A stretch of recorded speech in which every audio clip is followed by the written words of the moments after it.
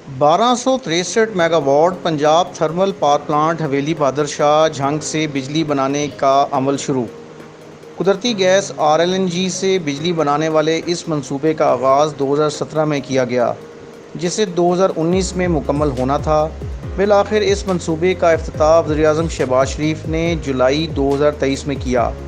कई साल ताख़ीर का शिकार रहने वाले इस बिजली घर के पैदावारी अमल शुरू होने के बायस मुल्क में बिजली की पैदावारी सलाहियत में नुमायाँ इजाफ़ा हुआ है।